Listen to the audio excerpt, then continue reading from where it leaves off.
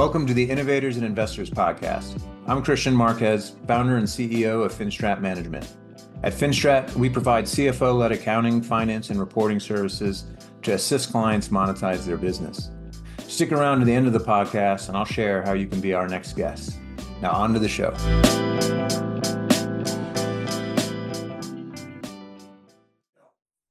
Hello, and welcome to another episode of the Innovators and Investors Podcast. I'm your host, Kristian Marquez, founder and CEO of Finstrat Management. Really excited because today we have with us Jon McLaughlin. Jon is a managing partner at Emberline, as well as the CEO of TBX. Jon, welcome to the podcast. Thanks, Kristian. Happy to be here.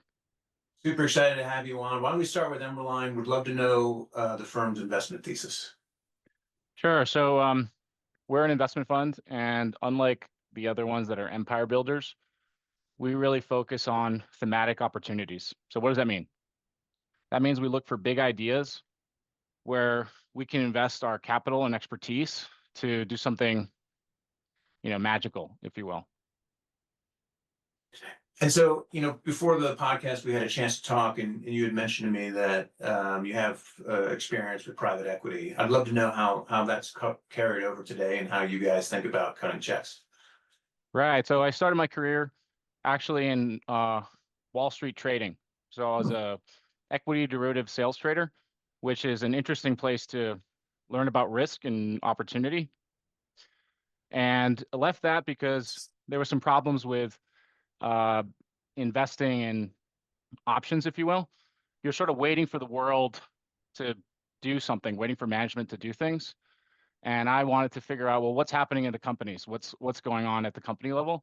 So I actually, before I became a private equity operator, I spent a year backpacking around the world.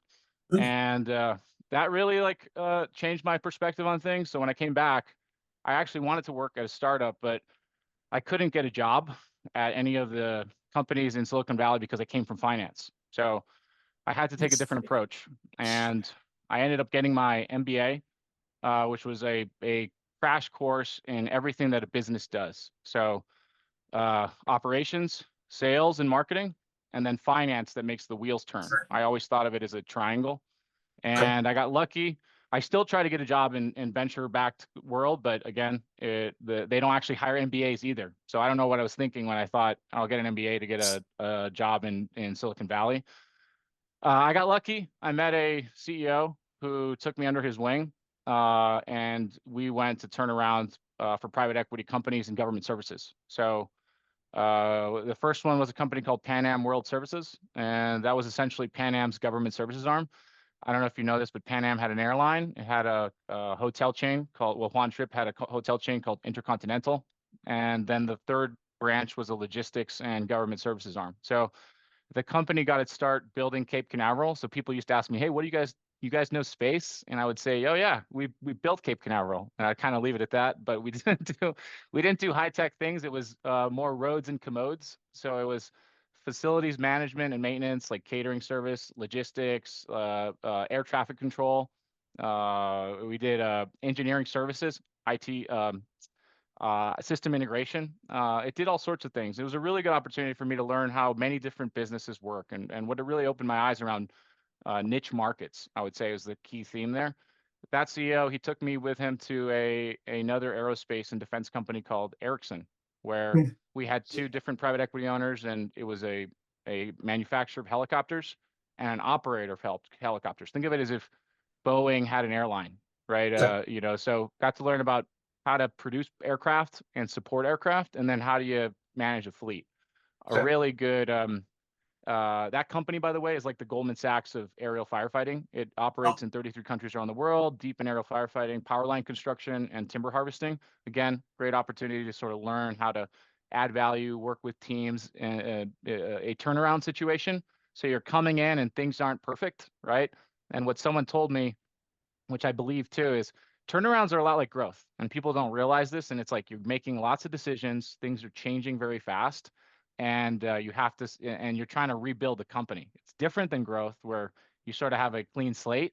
Turnaround, I feel, is a little bit sprinkling of some of the challenges of team dynamics of older management teams lying to them and so forth. So learned a ton at Ericsson, and really was at the going to the board meetings with the owners and sort of thinking, hey, is this the top of the ivory tower? And we had some big ideas for that company that really never materialized. So for me, it was a moment in time where I figured it was time to step out, and that's where I found a business partner with a similar philosophy and viewpoint, and we started Emberline. We raised money, and really around the first thematic view was the world is going to burn down.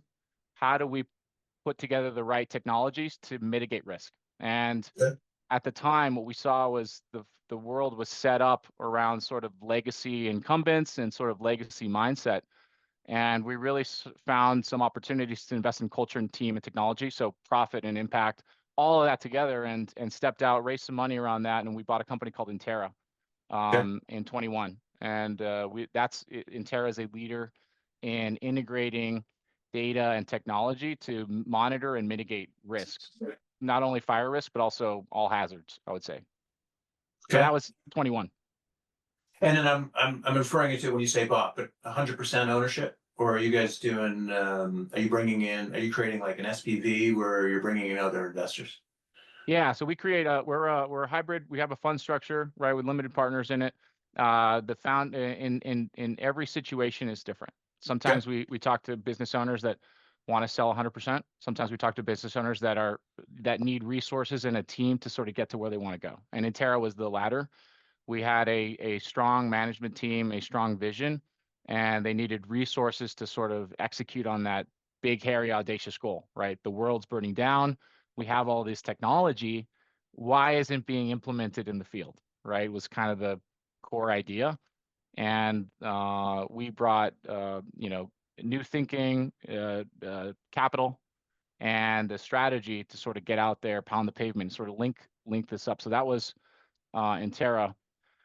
The other companies that we acquire were 100% cash out, which is a little bit different. Usually in that situation, the founder wants to retire or it's time. It's I think they said somewhere, it's been said that on your deathbed, no one has said that they wish they had spent more time at the office, right? So sometimes it's a little of that.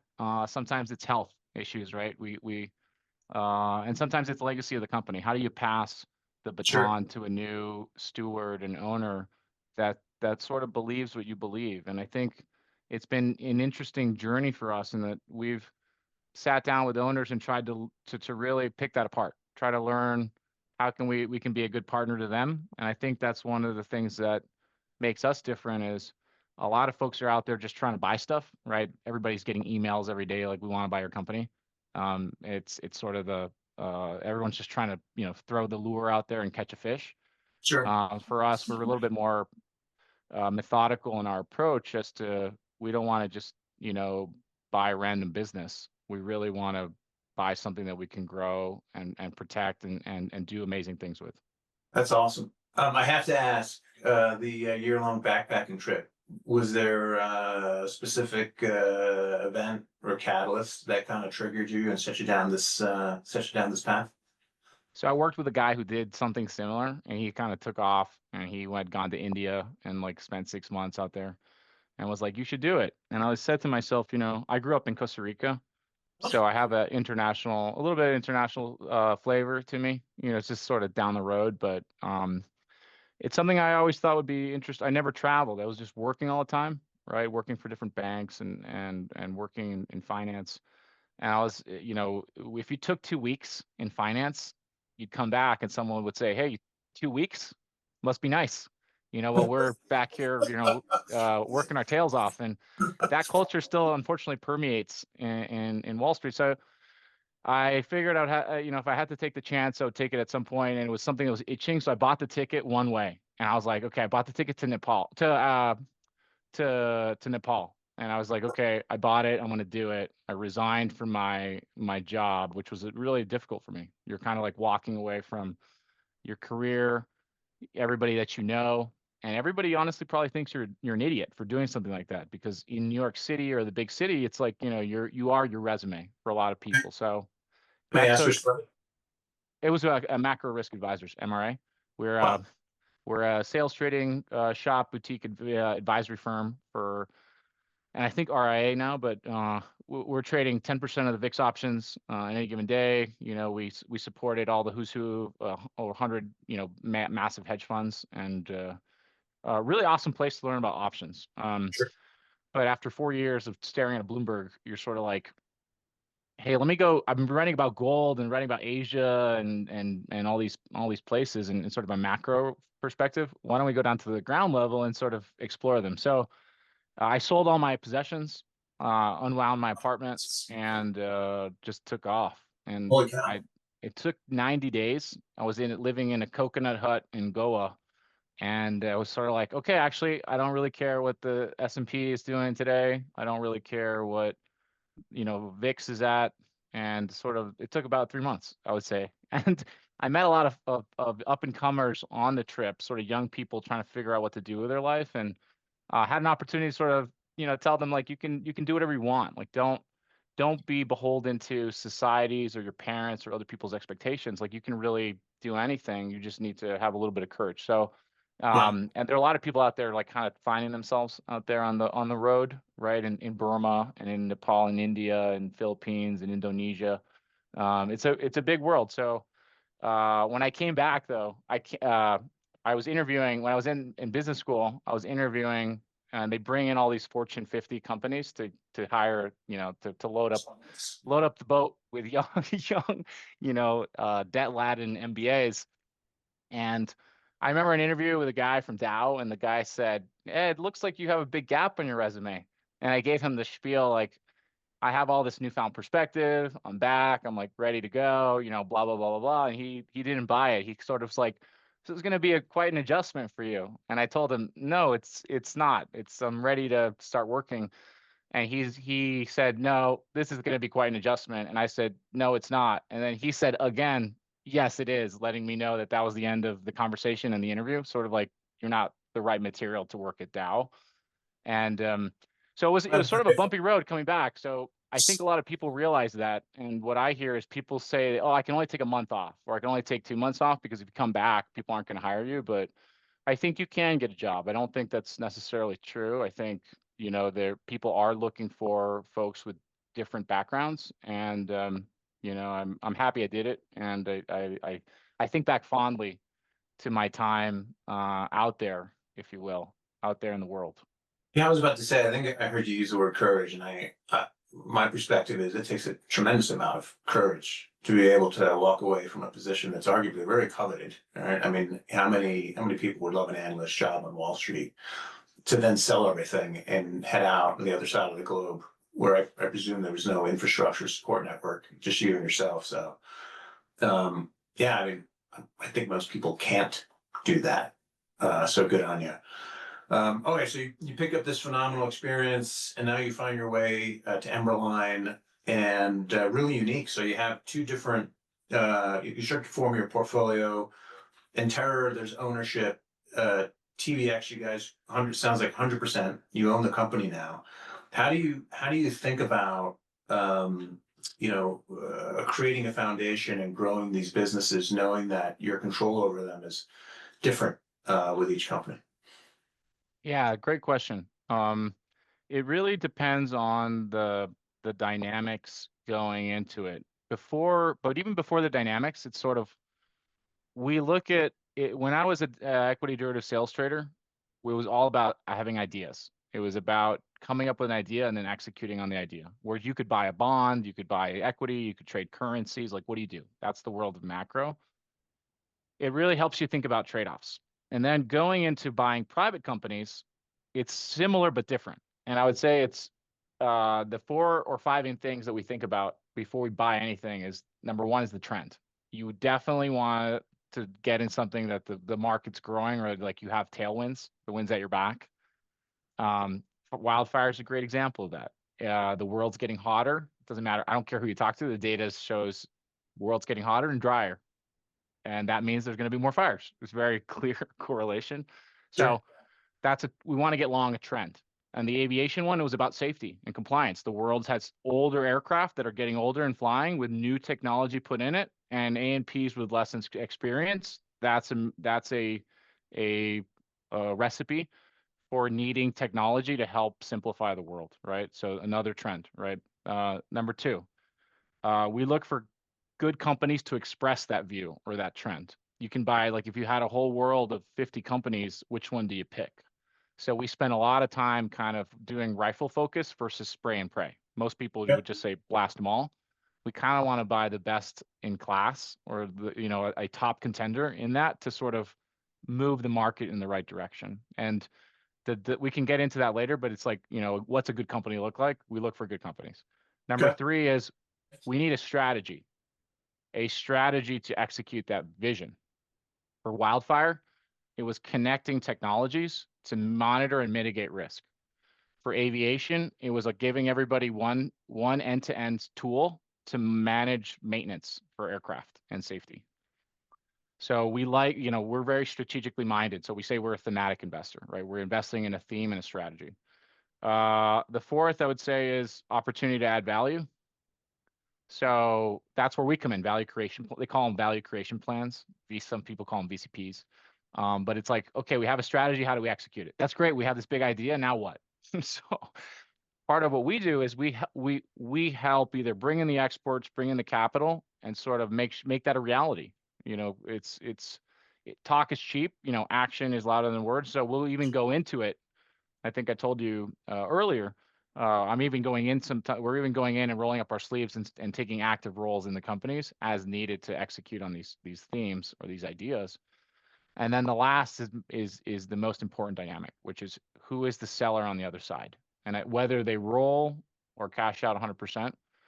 We learned the hard way, of like dealing with a non-trustworthy seller. We were in a deal last year that fell apart because we were trying to do a deal that had all those four ingredients, but not the fifth, which was having someone who's trustworthy on the other side of the table.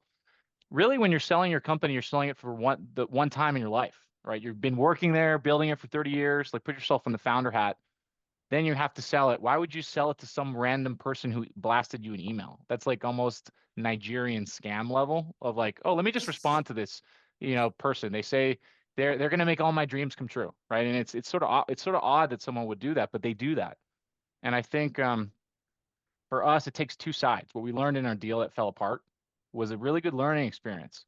It was an experience where you learn that it takes two to tango. You really have to have the other side want it as bad as you, because you sort of trust each other. And you trust each other to get not only the deal done, but to transition the company after the deal closes. It's not like the founder sells and then they're like, it's over. It's a transition that happens. And a lot of investors view the transition as one of the biggest risks in any deal, where it's the handoff. So Right. you really need like a willing seller and a good seller that believes in the people in the company, because they know it's not over. They're sort of not just throwing you the keys, because they are in situations we hear about where the seller sells the business, throws the keys, and you can't reach them on the day after signing. They're like, hey, I can't get a hold of, Joe. Joe's MIA. Joe went to, Bahamas. And that does happen. But for us, the deal blew up at the last minute in the blow up one. And it was really a seller that we should never have gotten in bed with. We should never have dealt with. So we spend a lot more time now thinking about that. And if they roll, it's like, you're going to be working with this team together. So it is a marriage. And in any marriage, like, you wouldn't marry someone on the first date, right? You sort of need to take your time to figure that out. So what we advise companies and founders that are selling is, you should definitely meet us, but if we're not the right fit for you, that's okay. It's just like dating. It's sort of, what are you looking for? And some people are looking for different things, and we can help guide them. So I do spend most of my time when I talk to founders, educating them on the process of selling their business. And if it ends up feeling like a good partnership, it doesn't matter if they sell 100% or if they roll in, because even the ones that sold 100% in the other business, I'm still in touch with them. I'm still engaging them, because they got 30 years on me on that business. Like, I should, there are things where maybe I don't know. I'll give them a call and be like, hey, what do you think about this? This is what's happening, because they have so much experience. So they really still, they want to be consulted. They just don't want to do the 100% full-time founder hat anymore, because they get the headspace back and they can sleep at night again. And that's no amount of money can sort of compensate for that. Yeah. no longer staring at the proverbial Bloomberg. I get it. That's brilliant. Let me ask. So I love the conviction on the thesis. Recognizing that higher incidence of fire, aviation, and a whole host of avenues are a great way to resolve it. But given your option background, do you ever take any steps to actively hedge your positions? I know that I would normally ask that of everyone, but given you were doing it for 4 years, I'd love to know if that's creeped into how you think about investing in these companies. Yeah, I would say the biggest driver isn't sort of mitigate. It is about risk mitigation. So yes, correct, hedging it out. But we don't hedge it out, or I don't think of hedging it out like I would like buying a put. I think of it as something like a task or a process. Okay. So I spend a lot of time thinking about what could go wrong, right? And that's where the insurance side, where it's like I can't exactly buy a contract if a CEO wants to leave, for example. What happens? Or you lose a key hire. But I'm always thinking, what happens if I lose a key hire, for example, or a key person? So that's one where you're always running scenarios in your head. What do you do? And similarly, being a pilot also teaches you that because you're always trying to figure out if I lost my engine right now, where would I land? And you're Hmm. always playing this game in your head.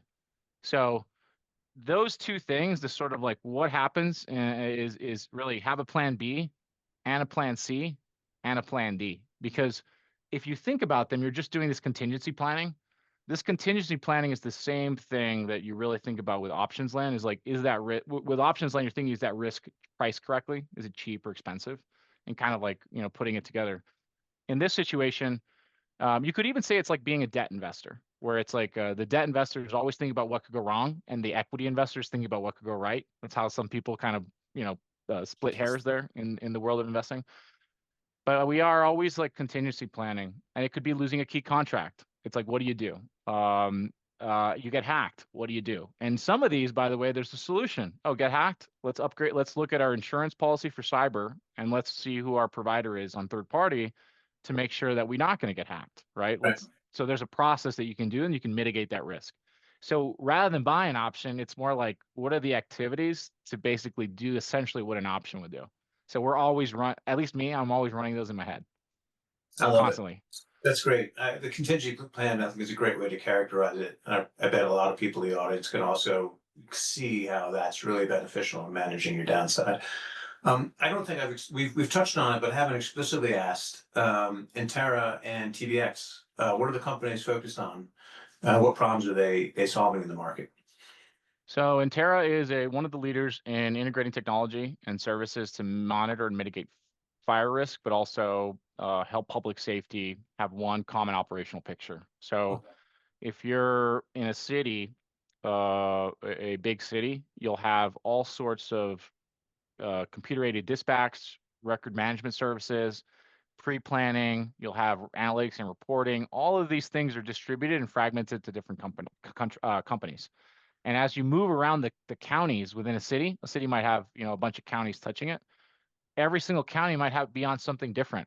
And the nature of events right now in the US is they don't know boundaries. So if you're responding to an event, you might go to a neighboring county and then figure out that you can't talk to or see what they're doing because they're on some other system. Intera is the sort of glue layer that sits on top of all this to make sure everyone can access the information to make the right decision at the right time. It's how we think about it. So whether it's an oil spill off San Diego or in Las Vegas, they did the pre-planning for the Electric Daisy Carnival, where it's a big event, electronic music event. Some people having a little too much fun. What are the steps that you take to sort of to monitor that risk and mitigate it? So it can be anything. It can be like that level or wildfire. It's a classic example of a large disaster. Or a hurricane. Wildfire, hurricane hit. How do you coordinate everybody and communicate everyone, and that they're singing from the same sheet of music? The problem that we also see is that not everyone has the most up-to-date report or the up-to-date data, or they know it's out there but they can't access it. So Yeah. Intera again serves as that integration layer where you just have to log into Intera. You can just get what And you need. I would imagine too, given we live in a world of finite resources, being able to get that collaboration and coordination absolutely can make a difference in saving people's lives and property.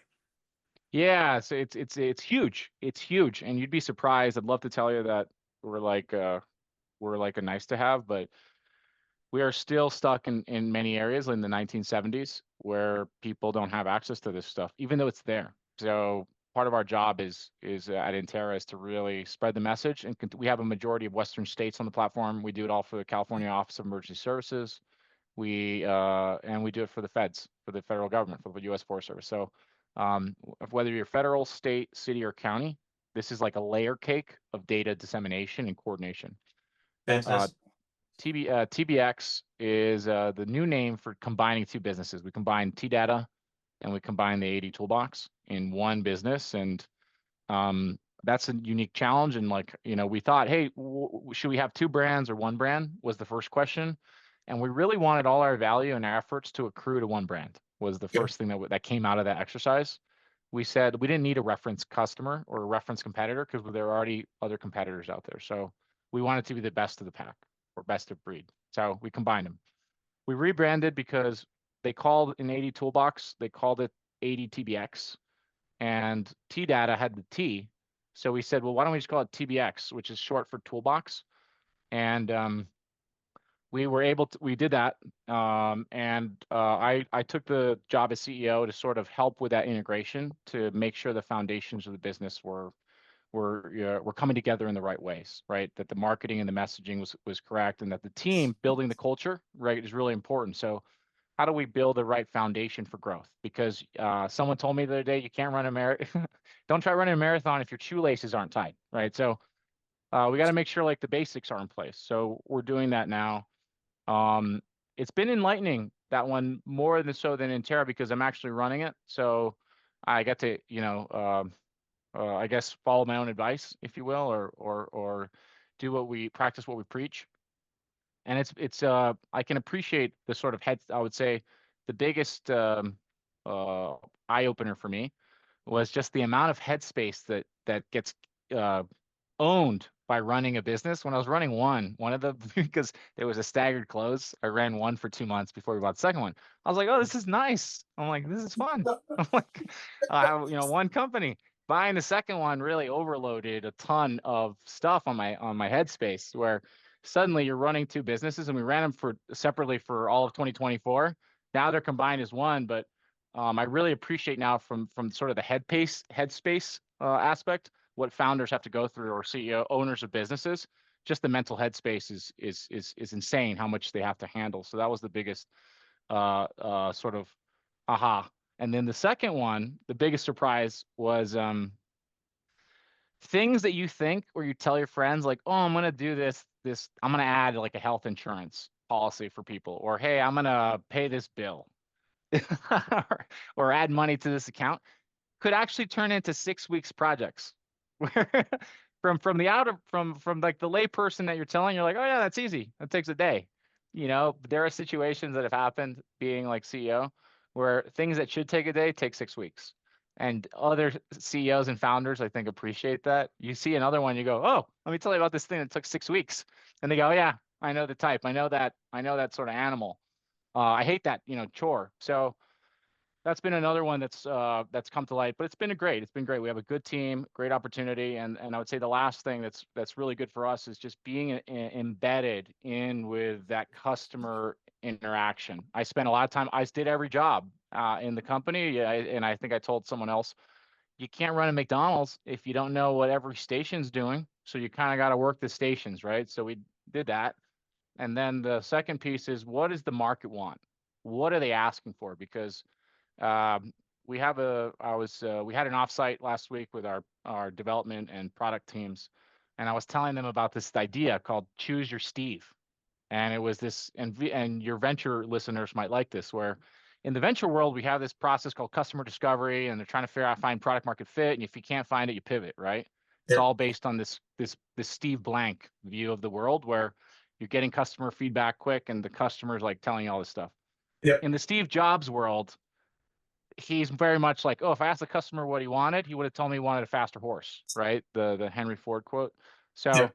you have this, I have a natural sort of design or view or vision, and I'm going to execute that. And then the market's going to be like, that's what I want, right? And that's very much, a design first or product first kind of Steve Jobs world.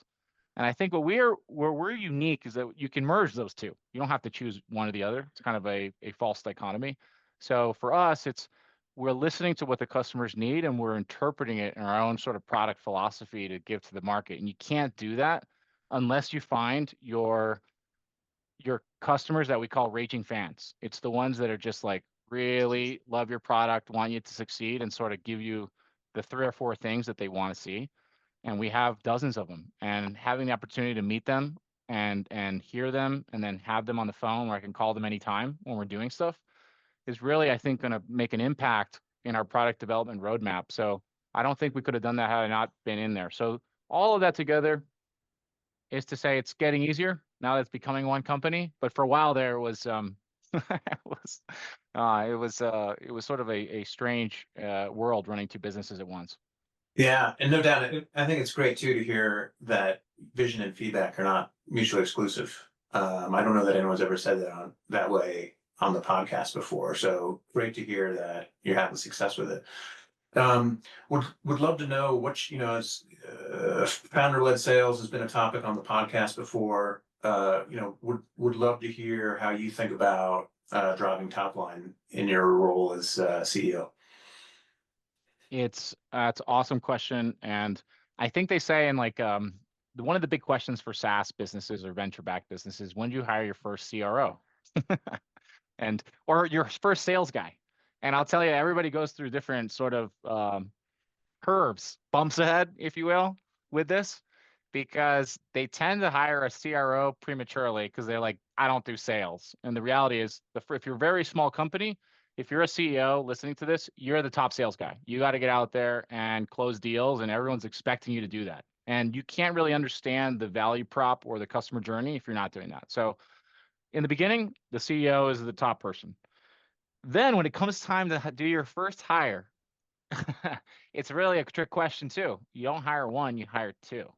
You need to hire 2 AEs because, or call it, junior salespeople or just salespeople with a little bit of experience, because those 2 will, if you have 1, they get too cozy. 2, they'll compete against each other to find out what the best tactics are to find, and you have a higher chance of hitting this, which is how do you do your go-to-market?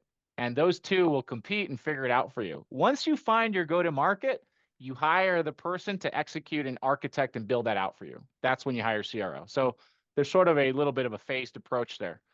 My role going in here has really been to, that's early stage. Later stage, like us, when we come in and acquire a business and grow it, it's really trying to validate. Number one is validate what we thought before the deal closed. Do we still believe what we believe? So I have a list of beliefs, and I'm out there trying to test those things. I'm trying to test that people are overpaying for software. I'm trying to test that people don't have software. I'm trying to test that this would be valuable to them. I'm trying to test that, how big is the market? When we do those estimates of how many potential customers are there, or SAM or a TAM. I'm doing all that validation. That's number 1. Number 2, I am taking calls and I am selling product. And I do that just again to go back in the mindset of I'm trying to understand the customer journey, and I want to be on the phone to try everything to make sure I know why someone might not buy or why they buy. For TBX, we're in a very fortunate position because 50% of the people who trial, we have a trial to pay. Over 50% who trial it buy it. So we have a very high trial to pay conversion. So the whole game for us is how do we get more people on a trial? And it's been more of a marketing exercise, I guess. Once you learn a little bit about that and what the needs are, customer needs, and how we market it correctly, or how we message it in the appropriate way, it's been more of a learning for me around marketing. I'm really learning a lot about how to do a multi-pronged marketing approach, right? We're doing a rebrand, and that's where I've been spending most of my time. And but as CEO, there's no job too small. I think there's a lot of people who would say, hey, I don't do that. I'm the CEO. And I think that's just crass. I think as CEOs, we got to lead by example. And what I presented to my team at our first offsite a couple months ago was we showed an org chart of sort of a functional org chart of all the positions in a company, right? And sort of how that works. And then rather than have the first one had the CEO on top and sort of your functional areas below it, right? Like any org chart. But then we took the CEO and the CTO and we put them on the bottom and said, this is how we really think about it. You guys are leading and we're pushing from behind. It's really that Toyota mentality, which is, how can I help you do your job better? What do you want to be doing? How can I empower you? What's on your mind? Like, how can I help you? And it's asking that internally more than externally. In the beginning, you're asking customers, how can I help you? And then you kind of switch to an internal mindset where we're really just asking my team every day, like, how can I unblock something for you? What's the challenge I can help you with? Like, call me, tell me, raise your hands. And that really fosters the communication and trust that I think we're trying to see come to fruition here, because it's early days and culture takes time. Anybody who tells you that culture takes less than a year hasn't ever been in a company. They're making that up. So that's been interesting, sort of that shift in mindset and sort of external internal from a selling top line and then moving to other roles within the company.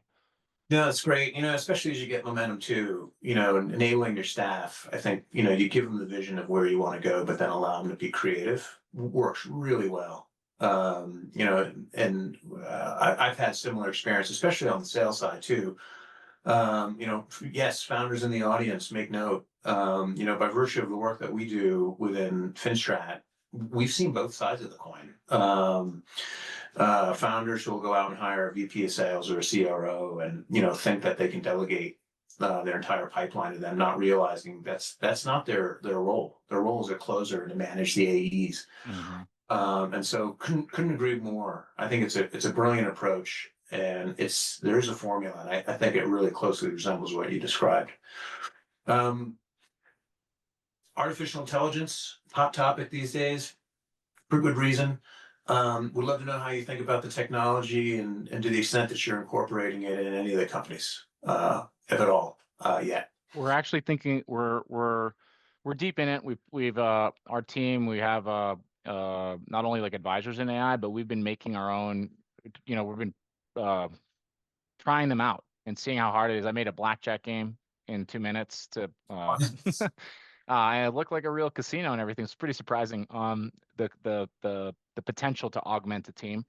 From our perspective at Emberline, we see huge opportunity here, huge, and it's really around what may look like a boring, old-fashioned business with deep penetration. How do you layer AI over it to really change what it does? And we think of that as like, what's the big idea hiding in plain sight? So you take like an old, boring business with hundreds, if not thousands of customers, and suddenly those customers are getting a little bit more than what they used to get. They're getting something with AI embedded in it. And I think from an investment standpoint, that's huge for us. And we've been exploring a few new themes and strategies here where we can really reinvent a company. We call them revamping, where it's Marvel. Marvel's not the best example, but it's the best sort of metaphor. Marvel was a bankrupt comic book company. And then someone came around and said, oh, these are all IP. These are all superheroes we can make movies on. And then overnight, it becomes a $4 billion business that's sold to Disney, right? There are companies out there that look like old school 1950s or like no technology or limited technology. And they could be a technology company, but we just don't see it, right? Or like the person walking by is like, oh, that's not a tech company. I think one of the interesting things about our job is there an opportunity to invest in companies that look boring and then make them tech companies? And that's very different. I don't think a lot of people are saying that. They're mostly sort of saying, oh, I can get rid of a whole department with AI, or they're looking at it from the cost cutting perspective. Sure. Or augmenting. Oh, I can have agents support my team and what they do, right? My salespeople now can have automated lists of who to call and sort of enrichment around that data, right? I get all that. But for us, the most exciting piece for AI is really transformative. It's really flipping a company on its head and being like, and Taser's a good example. We think about this one a lot. Taser was a $250 million market cap company that sold tasing guns to law enforcement. Today, it is an AI company. They bought, they launched the camera, which was, Axon, and they have evidence.com, and it's an end-to-end ecosystem of capturing data for law enforcement. All they started out with was a customer list and people they sold tasers to. Think about that. So Yeah.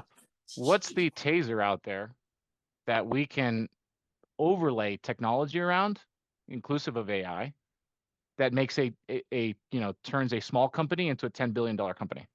So I think that's what gets us the most excited, at least me. Yeah. So that's something we think about. I think it's a brilliant insight, especially given, you talk to entrepreneurs and they think they have to start from AI from scratch, not realizing that no, you may actually be better off starting with professional services, hardware, an existing business, and then asking, hey, how do I leverage this existing cash flow to do things better? And the irony of it is your odds of success are probably higher. Even though it's not as glamorous of coming up with the next, incredible LLM that the market's clamoring for. Jon, this has been an awesome podcast. One of the questions that I love to wrap up with is if you had an opportunity to go back and talk to your younger self, what would you share? That's a great question. I would say, don't be caught by paradigms too late. Start sooner. I think making those breaks and sort of thinking for yourself could have happened much earlier versus sort of trying to fit in and trying to follow the pack. I think it's never too early or never too late, for that matter, to reinvent yourself. I think that's great. I don't know who it was. I think maybe it went over the weekend, but I read someone say something to the effect of we should reframe how we think about this question we get asked when we're younger about who do you want to be when you grow up versus how do you want to spend your time when you get older. And I think to your point, I think you just said it in so many words. I think that's brilliant insight. Jon, Awesome. If any of our listeners want to get a hold of you, how can they find you? I'm easy to get a hold of on LinkedIn, or you can look up Jon McLaughlin or Jon, Jon, no H, at Emberline.com, or on the aviation side, Jon at airworthy.com. Airworthy.com. We got lucky. It's the new domain that we bought for our aviation businesses. And we bought it from a guy who was in film. And I reached out to him out of the blue. I said, hey, if you're going to hang up your hat, it was, he was a film producer and he owned airworthy.com, and he said, make me an offer. So we struck a deal, and that's how we got airworthy.com, which is what we do. We make, aircraft airworthy. So Jon at airworthy.com. Very cool. Good stuff. Awesome. Well, this is another episode of the Innovators Investors Podcast. Jon McLaughlin, managing partner of Emberline Ventures and CEO of TBX. Thank you again for being on the podcast. Thanks, Kristian. I'm your host, Kristian Marquez, founder CEO of Finstrat Management. Thank you for joining us. Kristian Marquez here. Thank you so much for listening to the Innovators and Investors Podcast. If you're a successful founder or an investor who would like to be on the podcast, please visit podcast.finstratmgmt.com. If you know someone that would be a great guest, please tag them on social media to let them know about the show and include the hashtag Innovators and Investors. I'd love to see your posts and suggestions. We're regularly putting out new episodes and content. To make sure you catch each new episode, please subscribe to the Innovators and Investors Podcast. And your thumbs up, ratings, and reviews go a long way to help promote the show, and it means a lot to me and my team. Would you like to know more? Go to our website, finstratmgmt.com, or follow us on LinkedIn or on X. Our handle is @finstratmgmt. This is Kristian Marquez. Thank you for listening. Until next time.